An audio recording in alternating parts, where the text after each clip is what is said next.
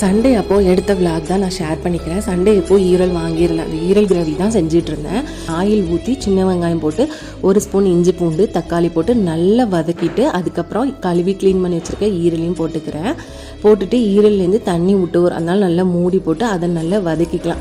இந்த மாதிரி தண்ணி பிரிஞ்சு வந்து கொஞ்சம் வதங்கினதுக்கப்புறமா மஞ்சள் தூள், ஜீரகத்தூள், வத்தல் தூள் இந்த 3மே சேர்த்து அரைச்சி வச்சுருக்கேன். அதை சேர்த்துட்டு தேவையான அளவு தண்ணி சேர்த்து ஒரு கொதி வந்ததுக்கு அப்புறமா கெட்டியாக எடுத்து வச்சுருந்த தேங்காய் பால் சேர்த்துக்கிறேன். அதுக்கப்புறமா நிறையவே மிளகுத்தூள் சேர்த்துக்கிறேன். சேர்த்துட்டு இந்த மாதிரி நல்ல எண்ணெய் பிரிஞ்சு வெந்து வந்ததுக்கப்புறம் நிறைய மல்லி இலை சேர்த்துக்கலாம். பாருங்கள், நான் இரும்பு கடாயில் தான் வச்சுருக்கேன். சூப்பராக ஈரல் வெந்து வந்துருச்சு. இதுக்கு குக்கர் எதுவுமே தேவையில்லை. இந்த மாதிரி இரும்பு கடாயிலையும் மண் சட்டிலையும் பண்ணி பாருங்கள், டேஸ்ட் ரொம்பவே சூப்பராக இருக்கும். இந்த மாதிரி எண்ணெய் பிரிஞ்சு வந்ததுக்கப்புறம் இறக்கிடலாம்.